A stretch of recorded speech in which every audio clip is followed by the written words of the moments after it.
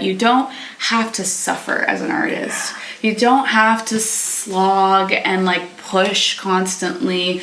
It's okay to take breaks. It's okay to slow down. And most importantly, it's so important to nourish yourself. I really look for songwriting. Like the first thing is music over metrics. Okay, I love that. You know, and people over promo. Those are the two things that I really try to live by. And what that essentially means is it's about the music first. And it's about the people that are making the music. I wonder if the microphone picked up my tummy growling.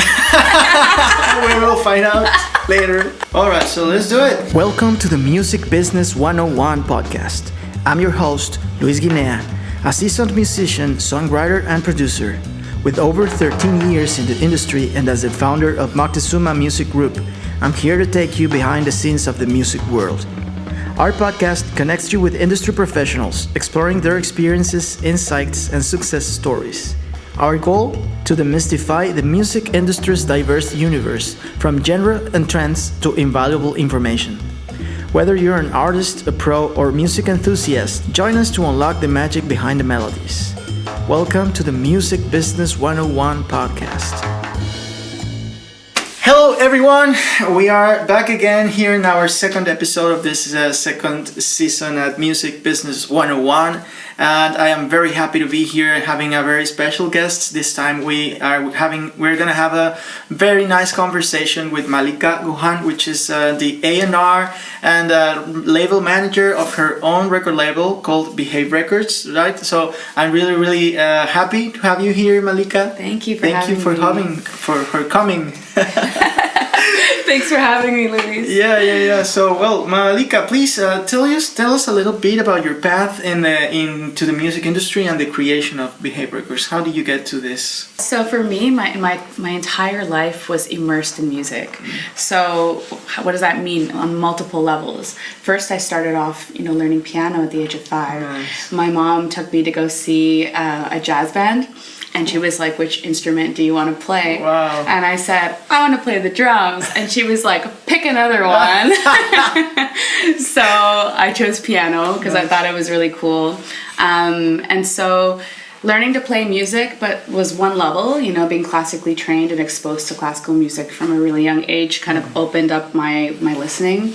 But also my dad, he was listening to Latin music, world music, and he taught me how to use a Napster at the age of 7. Wow. So I was also downloading, like pop records. I know, Napster. Yeah. So downloading pop records, like Backstreet Boys and that kind of stuff with the 90s bubblegum. Yes. It was good times. Yeah, so I was listening to so much music, and I would also help him label the CDs that he would and print out the album artwork. Wow, I remember those times. My dad used to do that too. Yeah, right. It was for them. I think it was a whole I don't know. It's like you can create your own compilation of songs. Like this is your own CD. You can download the songs you most like the most, and then make your mixes, and even print an artwork. So I think for them it was a whole wow thing. Right, because all of a sudden you had access to everything. Yeah. Versus having to just pay, for each CD, which had its ups and downs. Yes. But from there, I basically just took this deep love for music, and it became an obsession. Wow. And so throughout my childhood, it was all I really cared about. Wow. Yeah. So from there, I went to study music in university, doing sound production, and then a minor in music and performance. Okay. And it was from there that I realized I was I really want to perform. And so I started playing in a band. Wow. As a keyboardist. Nice. And as a backup singer. And it was in that process that I saw how much goes into the musical creation process, and also how much bands have to deal with, and so taking my writing background and communications, I was okay, what can I do to help, And so that's how I started going more in towards the industry side. Wow. Yeah. Yeah, I think it's a thing we share, the people that end up doing something more like a A&R or managing a record label or even founding your own record label, you find this needs to be solve these problems that you need to solve for your own projects, because it happened for me too. Like, I started producing, and then I found that the people I produced, they didn't know what to do when they had the master in their hands. They were like, okay, now what? So I need to distribute, I need to do a marketing campaign, I need to maybe do some gigs or a small tour in my city, and I don't know how to do that. So I think you and I have this spirit of like helping people, so we were like, or you were like trying to help, and in this necessity of helping, you ended up learning a lot of things outside and or around the music production and performance, and this gave you other skills that now you can be a very good label manager, right? So, yeah, I think, you know, a lot of artists really appreciated that I understood their process. Yeah. Because I was an artist and I'm an artist myself, right? Yeah. But I kind of came to this decision. I was like, I love making music, but I love making music for me. You know, I didn't want to do it in a sort of capitalistic way. Yeah, I understand. For me, I wanted to protect it, but also I wanted to protect the artists that were, you know, doing this and putting themselves out on the line, because it's actually a really vulnerable, you know, career to step into, you know. So yeah. Wow. Yeah, it's a whole thing. And talking about that, how do you actually what do you look for in an artist when you want? Okay, so let's say you are going to sign someone to your label. What do you look for? I really look for songwriting. Like, the first thing is music over metrics. Okay, I love that. You know, and people over promo. Those are the two things that I really try to live by. And what that essentially means is, it's about the music first, and it's about the people that are making the music. Okay.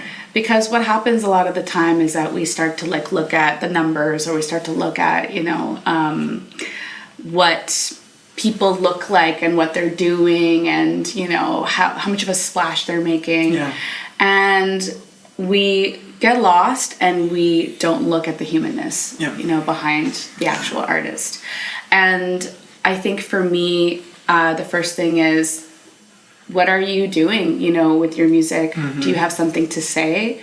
Are you innovating the genre that you're working in? Because, you know, there are a lot of artists that will mimic or make very similar sounding music, and that's great, you know, but that's not what I get excited about, right? Yeah, of course. I get really excited about people that are able to take sort of like something, kind of refer to something older and bring it into today or into the future. I love like retrofuturism. Okay. And like an example of that would be like, you know, taking something that has like a very old disco kind of feel. Okay. Right? Yeah. But bringing it into I love that. Today's sort of, you know, instrumentation and arrangement that makes it exciting. And I think that there's a lot of really great music that's yes, actually it's a new wave. I think there's a lot of bands in I come from Mexico, so I know many bands in Mexico, and also from Argentina and other countries like more in America doing this. But it would be very nice if you could say some bands, you know, or some artists. You come from Canada, right? Yeah, so Montreal. That's something we haven't mentioned yet. So, maybe you can say some names for people to look for and listen. Yeah, for sure. In Montreal, definitely check out Time. He's a hip hop artist that makes he raps and plays bass at the same time, and he also makes like his own electronic beats. Definitely check him out. I can drop the links for you at the end. Yes, please. Another artist that I really love, their name is Apicalda. And Apicalda makes like very cinematic, dark indie pop. Okay. And it's about actually a lot of residual emotional traumas that she went through from a young age. So it's very fluid. Like her music is the feeling moving through the sound, you know? Yeah. And another Montreal artist that I love is, let me think about this. There's so many. Check out Michael Go. He actually is signed to Disruption here. And he's from Montreal.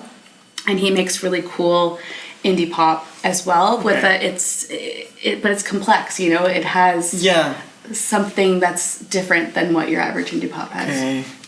Well, I can say a couple names from Mexico and from America, Latin America. I have two bands like that. They are actually my top 10 artists in general. Yeah. One of them is called Banda Los Chinos, which they are from Argentina actually. Okay. But I've heard the name before. yeah, it's amazing because actually they came to Valencia the week I arrived here, and my really? sister was already here. So she told me, "You guess who is gonna be in Valencia Oh my making a show?" God. And I was like, "Who? Banda Los Chinos." And I was, "No, we must How go was the see show? them."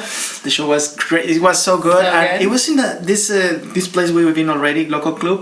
It's Yes. so small, like love so Local it's Club. so like a intimate place, and the sound is amazing. Everything is great there. I think that because when you're a musician, you always see the details, right? So you look when you go to a concert, you look for a whole experience. Like you gotta have a good sound, Yeah. a good performance from the band, a good ambient, like in the place and the people there. So Yeah, the energy of the crowd. the energy of the crowd, Yeah. the prices of the I don't know the drinks and the food, everything. You look at everything. And Everything. for me, that experience was very good. It was my first, Show here, my second right? show because I also went to a festival in Madrid. But Yes. it was my first show, like for one artist show, and it was amazing because we were like 200 people there probably, and these guys come from like in Argentina, they feel. Big auditoriums, so for them also it's like a different experience because Right. it's different to sing for a crowd like thousands of people Versus like something more the small, audience. like intimate. Yeah. And I also felt like these guys were feeling very secure, very like because you sometimes when you are like I don't know, you are more famous, you have a bigger reach on people. Sometimes it's not safe to play in a small place with like there's no security. There's maybe people want to get up there, and I don't know. Some things might happen. Sure. But these guys here were feeling so secure. Like these people is cool. They're not gonna try anything, and that's also something I liked. Like the audience was very respectful with the band. They were everyone knew the songs. Everyone knew. How to behave, and they were just having fun. And even the artist one time he came down from the stage and because he felt he could do it. Yeah. So I love it. I loved it. love that. And the group is amazing. It's like this, you said, like this new disco thing with some other fusion of elements from other genre. And I love that bands and artists are taking these risks of taking genre that are not probably they were forgotten like many decades ago, or maybe there's not many people listening to this music or doing this kind of music, and they just enjoy it. Like they say, hey, I loved this music, or I discovered this in my father's library, and then I want to do something like this. You know, it's about how you said it's about what you want to say and express, right? And that's what I love. I love music that will take, maybe like a little sample or a little part, like melody or something that's from a very old tune or an obscure tune or something from like, the world that's not in a North American context, and then bring it into that and write a whole song around it and create a totally different world. Yes. And so with Behave, that's the idea, is that the music is genre fluid. Okay. I really want to work with artists that don't really box themselves into a genre, and that kind of play with these rules of what genre and sound and what music is supposed to be. Yeah. And for me as well, what I really love, is like really good songwriting, really good use of like instrumentation and like sound, but also who are you as a person, Yeah, of course. Like who are you? Like I want to work Who's with behind this? the mask, right? Exactly. Like what's your personality like? What are you like to work with? I definitely think that we have to vibe because it's a labor of love. Yeah, totally. We're putting in a lot of hours together. We're developing the sound. And I think, a lot of artists maybe don't realize it's a relationships business. Totally. Yes, totally. How you show up in the relationship and the time that you're putting in and the effort and the intentionality. Yeah. Do you get involved in the production process, like as an A&R? Do you like produce with them, or are the producers produce, or like it's not really free? It's really free. It really depends, you know. So far, I haven't been too involved in the production process, and I tend to support more by getting funding for the artist. Okay, that's great. So I do like the grant writing and the copywriting, the PR materials. Like I will take care of a lot of that to help basically bring the vision, you know, towards the marketing strategy. But my goal is to be involved in the production, because I do really believe that the production informs the rest of the vision when it comes to like the aesthetics and the marketing and the branding of the artist. Yeah. I like that. It's a lot, because when you take out all this like this burden from them, like the law, like everything you just mentioned, it's a lot of things to do, and when you don't, sometimes they get in the way of your creative process because you are so overwhelmed of all the things you have to do, and you haven't even started the song, and you're always already thinking about, oh, okay, I have to register this, and I have to make a marketing plan, and I have to like post on social media. Yeah, and like sometimes you get overwhelmed and you end up doing nothing because you're already thinking about this, and I think it's one of the challenges independent artists today face. So you as a label, taking all these responsibilities out of them, you are creating an easier process for them to connect with their creative part, which is the most important and the essence of your label. Like, so I like it. Yeah, the idea is it's exactly what you said. Behave was kind of like a response to seeing that.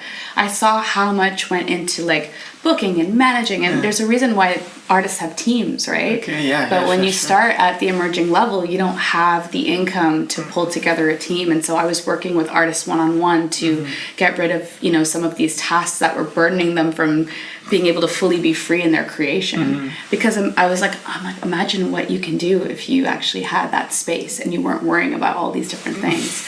So right now, what I do is I basically work on like the marketing strategy, the social media, the copywriting. But I also think what's really important, especially in Canada, is that we have an amazing grant system for artists. There are several funding bodies, and what they do is that if you know how to present the project, you know, write it out, show them like what the budget would look like for production or the marketing or whatever the activity is, you can receive funding.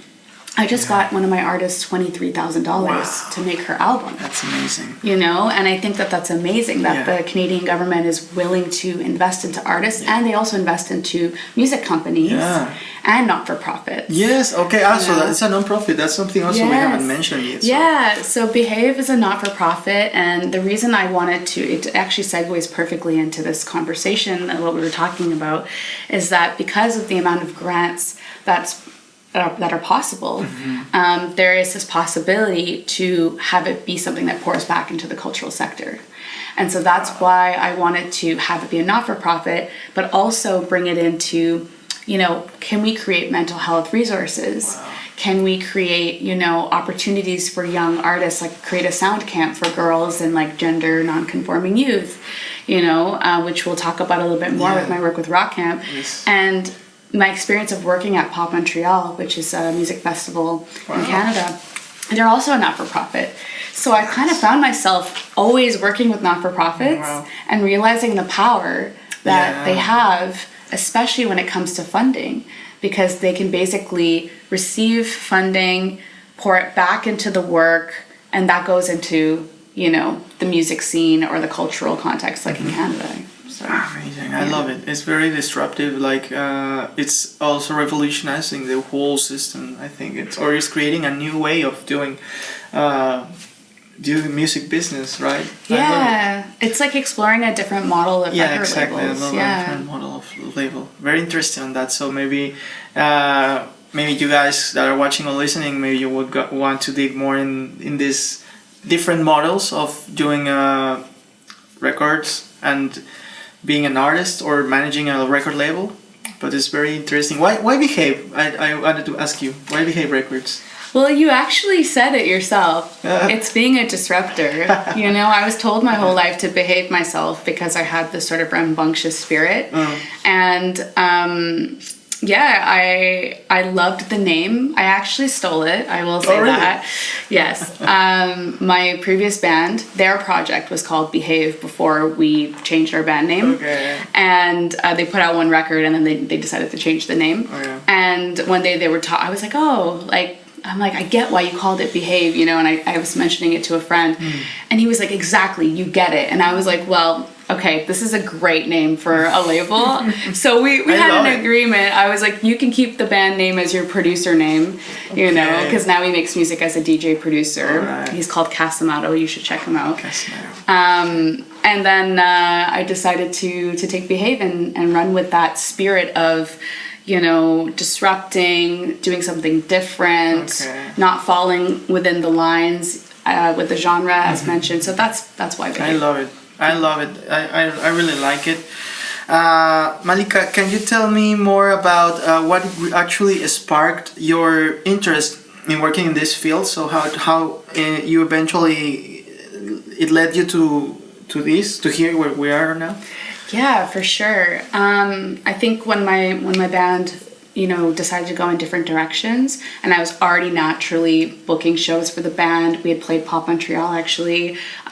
We had done a lot of different things in the city, but we were hitting this like sort of wall of what was possible for us. Yeah. I was like, man, okay, you know, I love music so much, and I didn't really realize there was an industry side.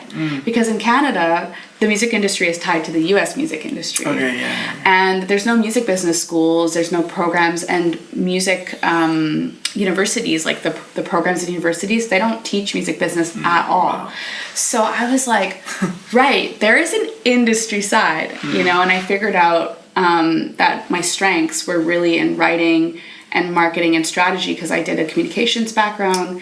I had 5 years of professional content writing, so that's what I was doing for work, like while I was in school, before ChatGPT, you know, ruined copywriting business.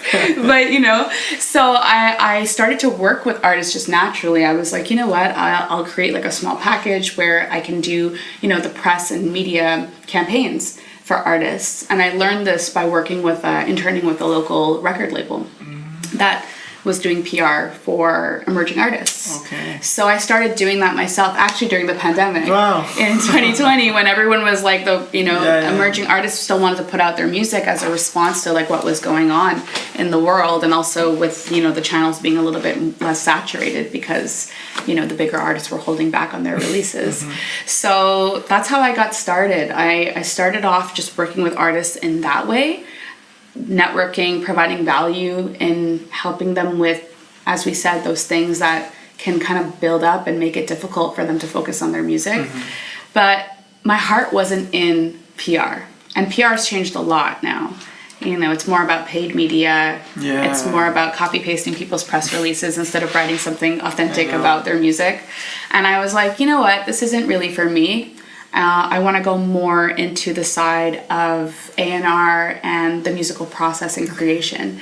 But what's great is that A&R and marketing are actually really connected. Totally. And so to work on more of the PR marketing side has its benefits, you know, in A&R. So yeah. I like it. And also you hit a very key point here, because you have both sides, like the marketing side and the music creative sensitive side. Because I heard from an attorney in Mexico that gave us a talk about the music business in general, how has it changed in the last decades, and he said that there was a time when A&Rs in the record labels were music producers, actually. Many of them were music producers or songwriters that ended up managing a label and looking for talent and developing talent because they knew how to do it, and because they went through all this process of themselves being an artist or producer.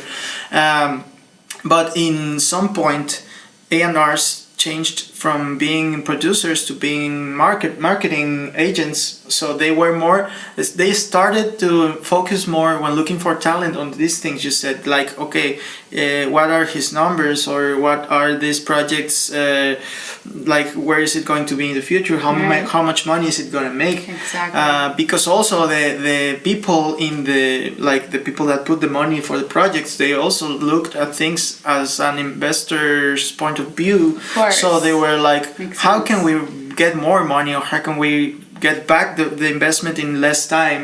So one of the answers was, okay, well then if you want to focus on that, then hire marketers for A&Rs instead of music producers, because the producers are going to focus on the art itself, and it doesn't matter how much time it takes to recover the money or to generate more money. They will focus more on what are we saying and what do we want to give to the world. So now probably we're going back into a balance between these two things, right? Because it's important. I mean, also it's also of course it's important to make money, or to at least be like in a balance in the investment, and you have to recoup. But it's also important what you're saying, and the things you are giving to the world as a cultural way of seeing it, right? And also, you have to think about the constraints that are on artists, because right now with this record label model that we're, seeing most often, the artist doesn't get a lot of the profit share. Mm-hmm. They have this advance, and they essentially have to be, pay it back.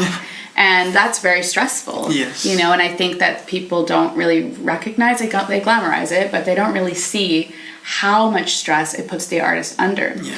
And that's why I love this idea of a not-for-profit record label, because what it allows is that the artist kind of becomes a partner, and you share like the revenue that is made, but you invest it back into their projects. That's great. Right? And you invest it back into the music scene and community that it came from.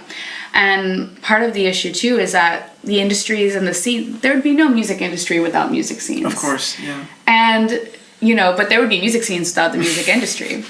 Right? It's an interdependent universe system. Exactly. Thing, yeah. So it's really important that we look at that ecosystem and how, things are being circulated. Not just the money, but also how's energy being circulated, between all of these different moving parties. Yeah. And so for me, I really wanted to sort of challenge this advanced model by making the creator part of the process from the beginning, but also a lot of artists don't have business skills. Yeah. And they don't have that understanding of why certain decisions are made, or how much risk a record label is taking to invest into them.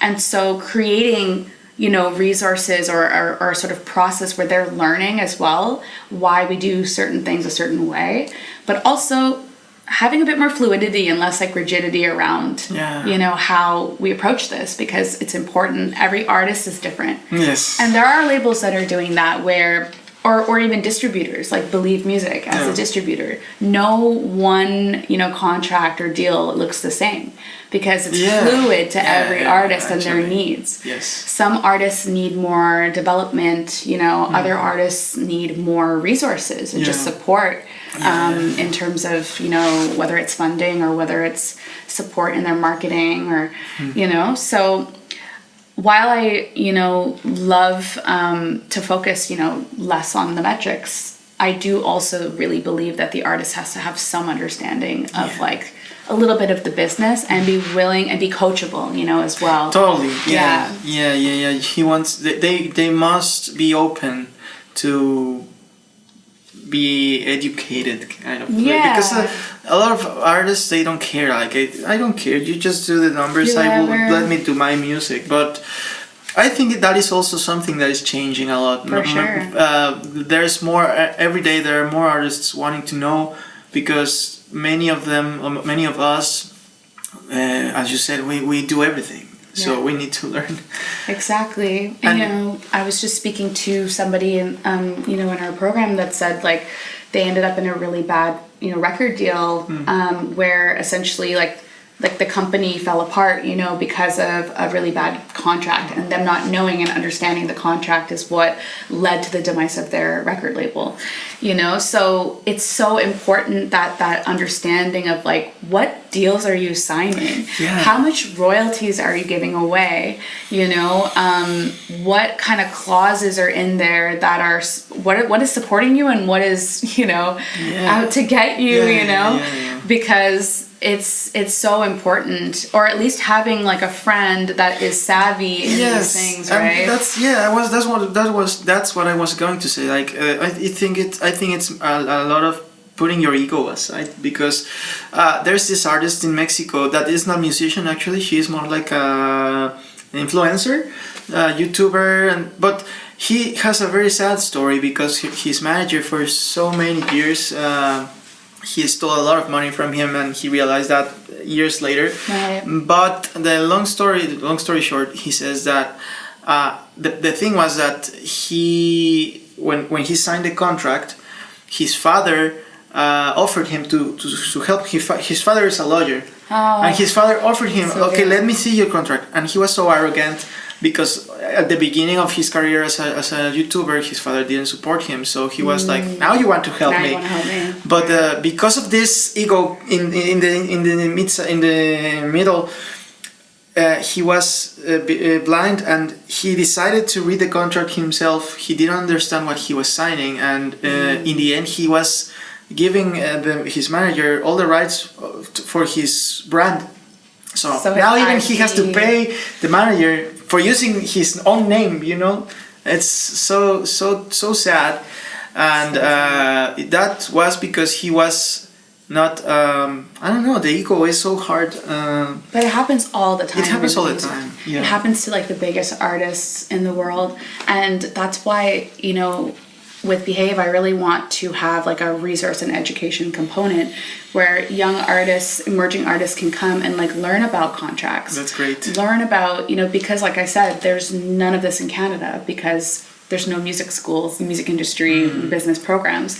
If we can take and design some modules where people can understand, you know, how to review, you know, like a basic contract, or what to look out for, and understand royalties and splits and like that kind of stuff, or even like production points, you know. The fundamentals of music business. So that actually this podcast is one of its purposes. That's why it's called Music Business 101, right? Yeah. You know, I try to get here to invite people that is actually in the music business doing great things, and so many people that wants to come, like to start a music career, or that is starting, or maybe in the middle of their careers, they see these stories and they think, okay, maybe some idea comes up, they get inspired to get educated or to look for a music business course, or they find out some small thing that might take their careers to a whole new level. Exactly. So that's why I love doing this, and having people, amazing people like you here in the program, in the podcast. Thank you. And if there's one thing I can say, always know the business side of the arts. Yes. I know like business can be a little bit daunting for artists, but it really is necessary to at least have some framework of it on a really basic level, so that at least you know whoever you're hiring, you know, that they have your best interests. Yeah. Right? It protects you, it protects your art. You must know your business. Whatever you dedicate your life to, you must know how things work from the business part, because the more you know, the more control you have over your career, and the more even ideas come in the creative part. So that's a good advice for everyone here. I wonder if the microphone picked up my tummy growling. We will find out later. Mallika, so another of your amazing facets here in this industry. In 2022, you moderated a panel, right, on burnout at the POP Montreal Music Festival. Yeah. Could you share some insights from that panel and discuss the importance of addressing mental health in the music industry? Yeah, absolutely. This topic's really near and dear to my heart because so many music industry professionals and artists have a mental health disorder. Yeah. you know, and or an invisible illness like chronic pain, or a secondary mental health illness like, for instance, bipolar disorder as an example. And these things can really affect your day-to-day life. And I read a statistic that I can't remember the numbers off the top of my head, but there was a large portion of the music industry that does not disclose their mental health because they're afraid that they won't get gigs or they won't get the jobs in the music industry, and fear of discrimination, which happens all the time. Yeah. And, you know, as someone that has an invisible disability myself, I was like, we need to talk about this. We need to bring this conversation to the forefront. So the panel was designed to have both music industry professionals and artists on the same panel talking about their experiences. And the questions that I sort of brought were, I opened up the floor for artists to share their specific insights into, you know, for instance, where they're at in their career and how that adds to, you know, the constraints that they're facing. But I also asked questions to the music industry professionals about, what are you doing in your company to address these mental health issues? You know, one person ran a music festival in the UK, and we talked about long hours at music festivals, especially for artists, or showcases going till 4 a.m. And, you know, he talked about how there's areas at the festival where you can decompress and like have a stimulation break. You know, or I spoke to a label head at a Montreal record label, and I said, how are you, you know, implementing this into touring and your touring schedules? And, you know, they talked a bit about putting more days in between certain shows or legs of shows, you know, so that the artist can actually have some room to breathe and be a human. But I think the most interesting thing about that panel was hearing the artists talk about, you know, the responsibility that is on their shoulders, even if you're signed to a label. Because, you know, I think there's this thing of like, oh, I'm signed to a label, it's all good, they got me. But like, no, there's a lot of responsibility. Even though you have a team behind you, you're responsible for making sure this team gets paid, you know, in a way. And the what you're doing in your day-to-day actions lead to the livelihood of others. And that pressure, and, you know, we've seen that, you know, in many artists over the years, either quitting the music industry or, you know, unfortunately, the suicide rates going up. I was just thinking about that. And that's a very interesting subject to bring, because there's this case of this artist I heard, I don't remember the name, but when I heard this story, I thought, wow, it's really hard to be an artist. And as you said, sometimes being signed by a big record label might be from the outside. Of course, we see like, wow, he got signed, or she got signed, or they got signed, but there's also this other part of the story. So the long story short, this artist signed the contract for a first album. They recorded the album, they made a tour, and the best scenario here is that after the tour and the sales of the album, you get back the money they invested, but they didn't get back that money, so he was in red numbers. So the only option for him was to record another album and to do another tour to pay off the first album and hopefully the second album. So for the second album, he didn't recoup, so now he had a 5 album contract with the label. So the label said, okay, so we need to get more money to recoup the first he recouped the first one but not the second, so okay, now we have to do a third album to recoup the second and hopefully the third. So I imagine you being out there in a stage, doing the best you can to give a good performance and to connect with your music and to feel good doing it, while you have to thinking about, okay, I owe this amount of money to my record label, and like all this pressure. And how he ended up getting the money back. Like the third album was the one, so it got back. He recouped everything from the last 2 albums, and also they ended up earning money and positive numbers. That's good. So that was good. Happy to hear that. Yeah, but sometimes they don't make it to that point, and sometimes they even take off their lives because they are all, with all this, and they think I might not make it. So it's a lot of pressure. And there's like that dissociation too that can happen where you're a musician and you're expressing and you're connecting, but it's like it becomes often a lot of the time an externalized version of yourself that other people are seeing, but you don't really feel like you're in control of your life. And this happens so often, because of the nature of this sort of rat race that the music industry can create, like you mentioned, where you're like one thing leads to another thing leads to another thing, and you're just in this hamster wheel of like moving and moving and moving. And I see this even with like emerging artists where they feel like they're not properly eating or taking care of themselves, and it's late nights and they're drinking or sometimes drugs, and you're doing that and you're doing it day in and day out, and eventually it'll wear at you. And then you're making decisions from this place of like maybe lack or not being good enough or some of these core wounds that start when we're really young, and that will lead to a spiral, or lead to mental health issues. And so this is something that I really want to address, is that, well, one thing we spoke about is that there are very, very few artists that have insurance for mental health.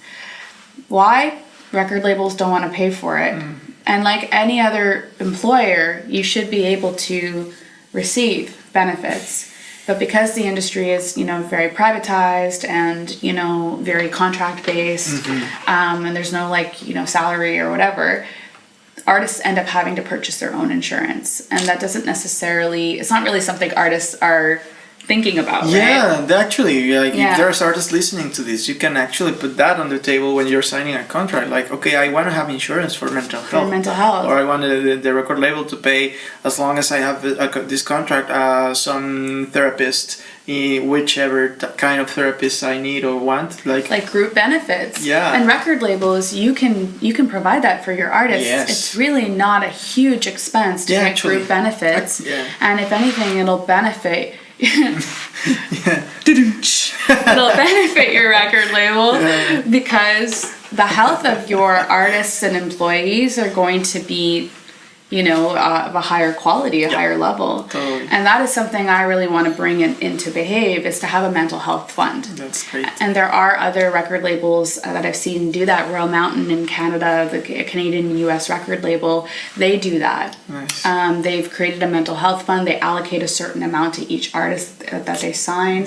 So per year, they can use that for physiotherapy or mental health or different things, because that's the other thing, you're on tour, you're playing your instruments all the time, you're in a van, you're like you're crunched sometimes out. You don't eat well, you're eating garbage on the road, you don't have rest, the rest you must have. And a lot of people don't realize that all of those things contribute to mental health. Totally. If you're not eating well, there are more studies now on the gut and the brain and how they connect. And so bringing that awareness that you don't have to suffer as an artist. You don't have to slog and push constantly. It's okay to take breaks. It's okay to slow down, and most importantly, it's so important to nourish yourself.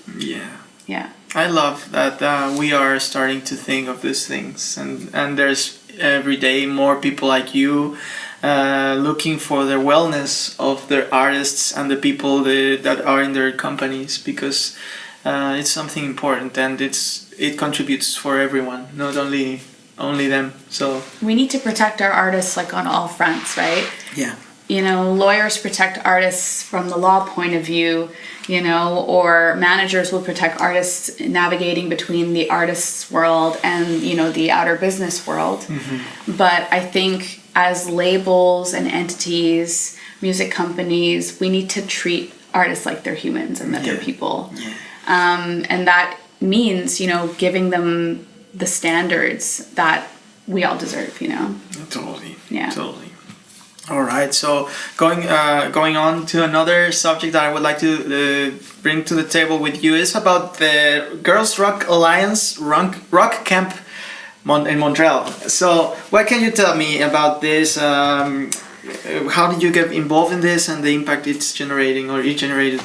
Yeah, for sure. So Rock Camp and Girls Rock Alliance is a worldwide movement where there's camps where basically young girls and gender non-conforming youth are guided and mentored by other local musicians to write a song within their band, learn their instruments, and have a showcase at the end of the week.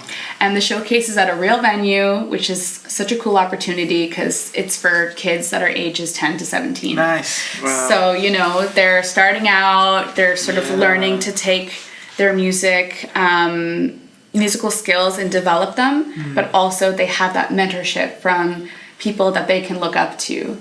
It's also a really great space for kids that are transgender because they get to try out like a new name and kind of develop like their identities. And so I got involved actually back in 2020. And it was kind of funny because the year that I wanted to volunteer was the year that the pandemic happened. And we turned the camp fully virtual. Wow. So what we did was instead of, you know, everybody working in bands, normally like they'll be, you know, at Concordia University, and they'll have, you know, the ensemble rooms and they'll work together in person. We had everybody record their parts into Soundtrap, which is like a collaborative DAW. And so I was a band manager, and so basically what I would do is I would help with group dynamics. Okay. So I'd advocate for certain kids' perspectives, and often a lot of time there'll be kids with disabilities like autism that might need a little bit more support with their communication. So I would make sure that everybody was, you know, feeling good, that everyone's voice was being put into the music, and that generally, you know, where the songwriting direction was going. I'd work with the band coach. Yeah. Wow. So it started off first as a volunteer, just doing that for fun. But then I went onto the board of directors. Wow. And that was really exciting. And you know, I got involved, just to answer your question, I got involved because I wish something like that existed for me when I was at that age. I was, you know, I learned music in a very institutional way. Basically from the age of 5, was in piano lessons. You know, all my courses were through universities. But I wish I had a space where I could, you know, play in a band. I like really wanted that for a long time. And I didn't really know how to get into that. And I really had to kind of like work my confidence up and find my own role models or find my own sort of entry point. But the cool thing about this is that it's built in, you know, and they're learning all of these different skills. They're learning how to navigate different people, you know, and I find that it makes a more well-rounded person, you know, when you have this experience. So, and it's incredible for mental health too, you know. These kids, you know, a lot of them will have difficult backgrounds, difficult situations. There was actually a time where I navigated helping a kid out of a tough home situation with Child Protective Services and ensuring that they're, you know, that they had a safe place to live. And it's because essentially, you know, when you build this closeness through music, that allows for expression, including expressing what's going on. Yeah, that's something we were talking about in the last episode with Luis. Yeah, he spoke about his experience. How did he get into music? And he said that her mother made him study guitar. He didn't want to, but he is very thankful that she did this because this gave him the chance to connect with other people. And we spoke about this, like when you're playing music, you are not trying to, like, it's not hard for you to connect with others because sometimes it's harder to have like a conversation. But when you're playing an instrument or creating a song or just being there and like connecting in another energetic level, it just creates a different bond with people. And I love that there's these things happening like the camp, because as you said, sometimes for some people it's really hard to find yourself or to find a community or a tribe like where you can be supported, where you feel safe, where you can even talk about your problems. And also, I don't know, maybe you can find out about them when they're writing the lyrics. Maybe you can see like, Exactly. okay, where does this come from? Are you okay? Like, yeah, because... actually this year I had an amazing vocalist, songwriter, 17 years old, and she wrote an iambic pentameter.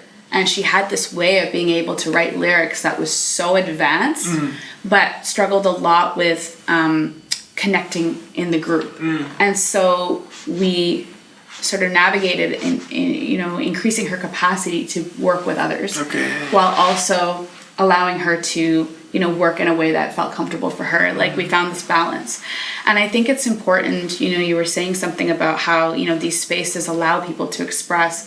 Think about it, when you're 10 to 17, you're pretty much, your community is school, your parents and family, your teachers, maybe some extracurriculars, but it can feel hard to have a space where you have adults that are not teachers and authoritative figures, and it's amazing what can be created when you remove that sort of hierarchical and and there's no judgment when you feel there's no judgment. That's it.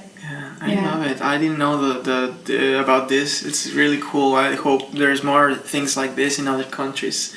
And I would love to integrate that into a label. Like, imagine having a label that can create sound camps like this, where they can learn to songwrite and learn about the industry and all of, or just, you can even have separate ones that are just about creation, ones that are more about understanding the industry. I think that this type of education, it's experiential, and you can't really get it anywhere else. No, totally. And it's a win-win situation, because on one hand you have just like the social contribution it makes for like kids and teenagers to find a safe place and have a very self-development, like a very good, like grow in many aspects of their lives and connect with other people, because many of them probably will not end up being artists or dedicating their life to music, but they will always remember this phase of their lives, like even if they are like, for example, accountants, they will always have some story to tell their friends, like, okay, when I was 15 I was in this camp and listen, this was my song. So it's like an experience. Exactly. But for others it might change their whole lives, and they might find out that they want to be artists, and someday they will say,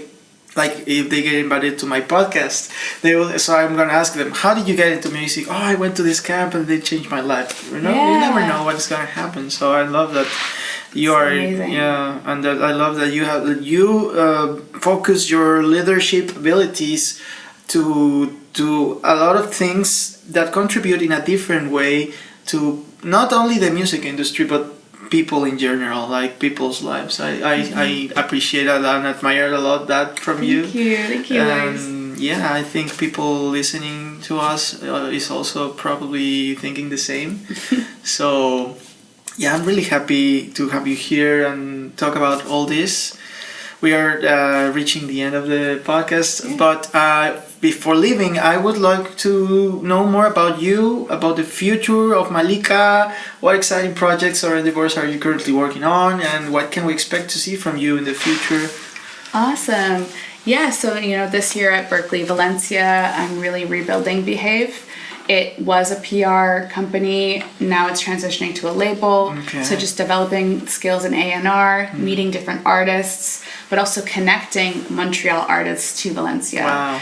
I wouldn't have, Behave wouldn't be anything without the Montreal music scene. Yeah, of course. It has, and my time in Montreal, I was there for 15 years. Ooh. So, I grew up there. It's a big part of my musical journey. And so being able to give back in that way and connect the global aspects of Montreal music, that's like what I'm here to do this year. What can you expect to see? I would love to do some releases this year. I'm working with Apicalda right now. She's recording her full-length album. Cool. She'll have a series of singles coming out this year. Starting to connect with other talent, other artists that I've previously worked with, and see if we can bring them through Behave and come through Valencia. I'm also working on my own EP. It's called Bedridden, and it's about my time. It's about navigating chronic illness. Oh, right. And being able to bring a voice into a very specific, time of adversity in my life and put it together in like a sonic way. All right. Yeah. Well, we definitely gotta stay tuned to see when you're going to release it. Any probable date when you're going to release it? Or? It's probably going to be at the end of next year. Okay. I'm in the writing phase right now, and I'm hoping good. that in the summer I'd be able to like take those demos and. Great. Okay, so we will. So where can we follow you? Your social media, so people listening and watching. Yeah, for sure. So for Behave, you can follow at behave_recs, RECS, and you can follow my personal account, which is Malli, MALLI Sound, all one word. Malli Sound. All right, so you got it. Her social networks. You can. Can they reach you to ask you any questions? Absolutely. You can DM me on Instagram and I'll be sure to respond to you. Cool. So, well, thank you very much, everyone, for being here, for listening to the podcast, watching us. If you are on YouTube, remember, if you like what we are doing here, we're going to have a very amazing people like Mallika, like Luis Guevara in last week's episode, and the upcoming episodes. I'm so excited because I'm really, really happy that we have very amazing guests. So if you like this, subscribe, share it with anyone who this might be useful for, and thank you. See you on the next episode. Bye.